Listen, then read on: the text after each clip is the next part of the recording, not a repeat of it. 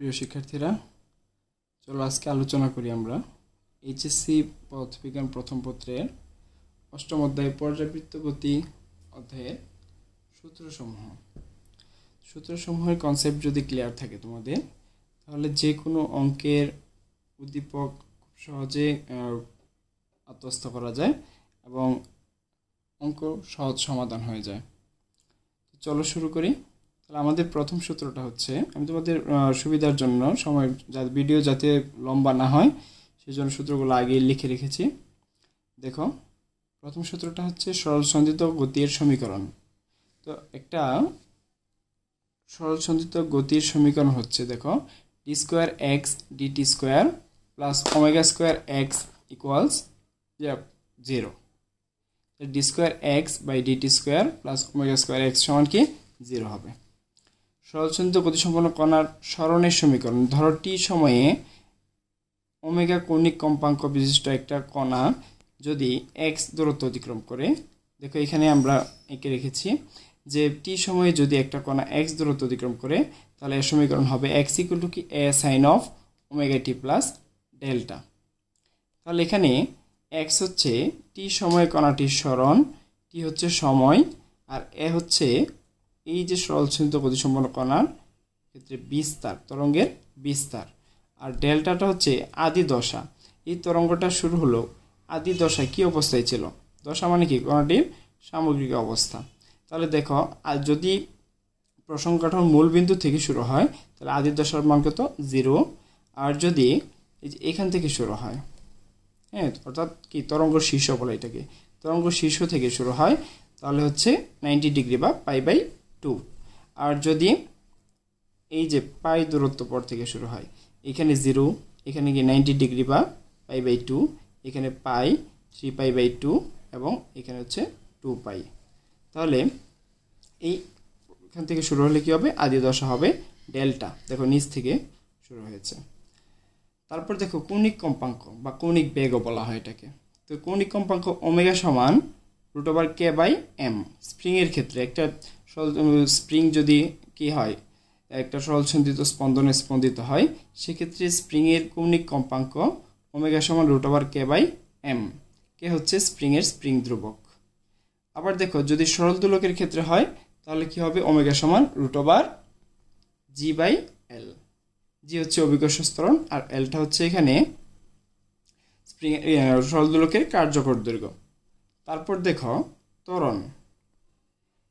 ত্বরণটা কত হবে, এ সমান -ω²x। যখন এর কি হবে যে সরণের মান সর্বোচ্চ হবে, বা এই যে ধরো একটা সরল দোলক কি হচ্ছে সাম্যাবস্থায় আছে, সাম্যাবস্থা থেকে সর্বোচ্চ সরণ অবস্থানে গেলে এর সরণ x ইকুয়াল টু কি হয় a, অর্থাৎ সরণটা বিস্তারের সমান হয়, তখন ত্বরণের মান কি হবে সর্বোচ্চ। সেই ক্ষেত্রে হবে কি -ω²x এর জায়গায় হবে a। আবার বেগ v সমান হবে কি ω √a² - x²। তারপর দেখো দোলনকাল t, সরল দোলকের ক্ষেত্রে দোলনকাল t সমান 2π√L/g। এলটা হচ্ছে দোলকের কার্যকর দৈর্ঘ্য, আর জি হচ্ছে ওই স্থানে যে স্থানে সরল দোলকটাকে স্থাপন করা হয়েছে ওই স্থানের অভিকর্ষ ত্বরণ। যদি স্প্রিংয়ের ক্ষেত্রে হয় তাহলে কি হবে, t সমান 2π√m/k। এমটা হচ্ছে এখানে স্প্রিংয়ের নিচের প্রান্তে ঝোলানো বস্তুর ভর, আর কেটা হচ্ছে স্প্রিং ধ্রুবক। আর দেখো দোলনকাল টি সমান আবার আমরা যে 2π/ω, এখানে ওমেগা সমানে আমরা কি পড়েছিলাম √k/m, বা সরল দোলকের ক্ষেত্রে √g/l। তারপর দেখো কম্পাঙ্ক।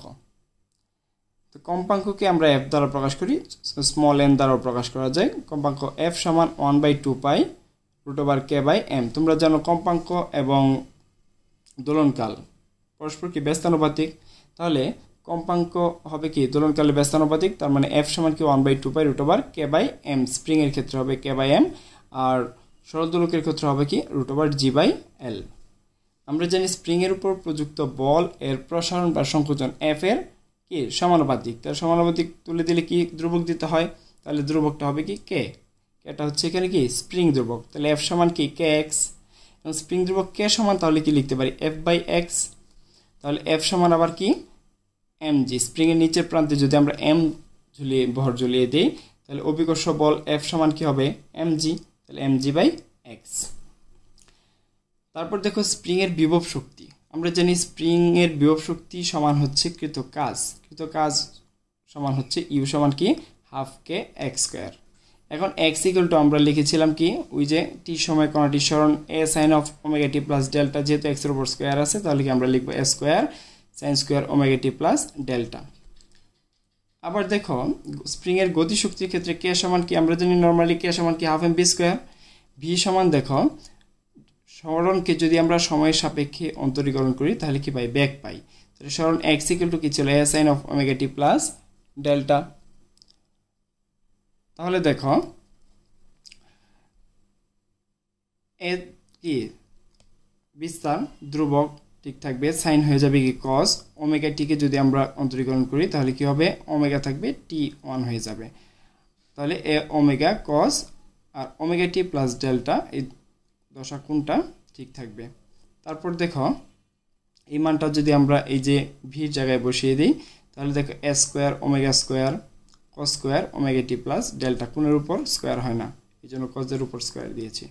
তাহলে দেখো m আমরা সাজিয়ে লিখি যদি m ওমেগা স্কয়ার একসাথে লিখলাম a square cos square omega t plus delta. আবার দেখো ওমেগা সমান যদি √k/m হয় তাহলে ওমেগা স্কয়ার সমান কি শুধু k/m, তাহলে আর গুণ করলে k সমান কি হবে m ওমেগা স্কয়ার। তাহলে এই যে এই m ওমেগা স্কয়ারের পরিবর্তে যদি আমরা কি বসাই k বসাই, k হচ্ছে স্প্রিং ধ্রুবক, তাহলে half k a square cos square omega t plus delta. এখন তোমরা জানো যে যান্ত্রিক শক্তি বা মোট শক্তি সমান কি বিভব শক্তি প্লাস গতি শক্তি। তাহলে এই দুইটা যোগ করলে আমরা কি পাই দেখো দুইটাতেই হাফ k স্কয়ার আছে, দুইটাতেই হাফ k স্কয়ার। তাহলে হাফ k স্কয়ার কমন গেলে এই sin square plus cos square সমান কি হয়ে যাবে 1। তাহলে যান্ত্রিক শক্তি বা মোট শক্তি সমান হচ্ছে কি হাফ k স্কয়ার। এখন দেখো একটা সরল দোলককে যদি আমরা পাহাড়ের চূড়ায় নিয়ে যাই তো আমরা জানি যে ভূপৃষ্ঠ থেকে কোনো বস্তুকে উপরে বা ভূপৃষ্ঠের গভীরের দিকে নিয়ে গেলে জি এর মান কি হ্রাস পায়। তাহলে একটা সরল দোলককে যদি আমরা পাহাড়ের চূড়ায় নিয়ে যাই তাহলে কি হবে জি এর মান হ্রাস বৃদ্ধি করবে, ফলে কি দোলনকালের মান কি হবে বাড়বে বা কমবে। এখন একটা সরল দোলক পাহাড়ের ভূপৃষ্ঠে যতটা দোলন দিবে একক সময়ে তাহলে কি একটা পূর্ণ দোলন দিতে অর্থাৎ যে সময় লাগবে পাহাড়ের চূড়ায় নিয়ে গেলে এই দোলনকালটা কি হবে বাড়বে, আবার গভীর নিয়ে গেলে কমতেও পারে। সেক্ষেত্রে যদি পাহাড়ের চূড়ায় নিয়ে যায় সেক্ষেত্রে দ্রুত বা ধীরে চলে বলা প্রশ্নে বলা থাকবে দ্রুত চলে বা ধীরে চলে। দ্রুত চললে কি হবে সময় কম লাগবে অর্থাৎ দোলনকাল কম হবে, আর ধীরে চললে দোলনকাল বেশি হবে। তাহলে যদি দ্রুত চলে বললে তাহলে কি দিবা এই যে সূত্রে প্লাস, আর ধীরে চলে বললে মাইনাস হবে।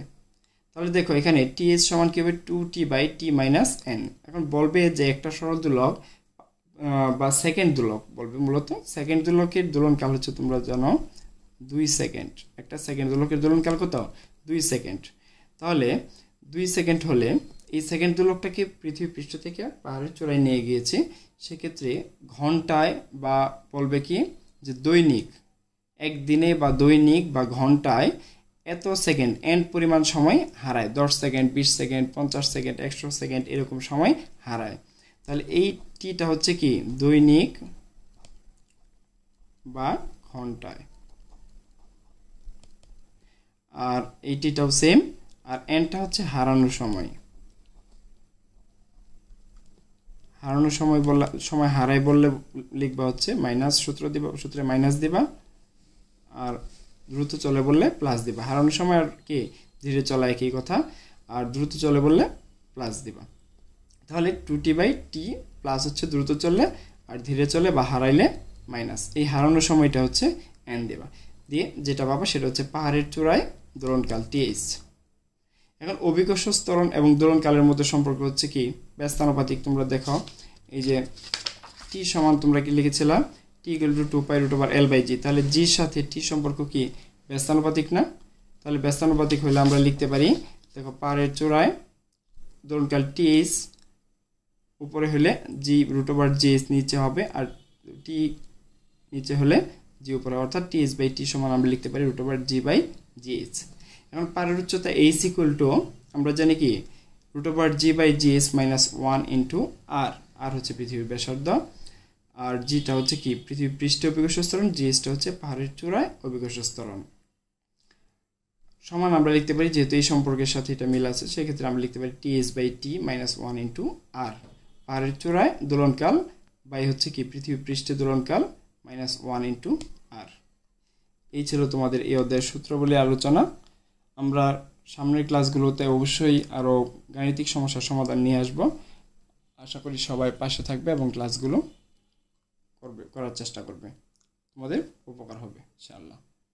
ধন্যবাদ সবাইকে।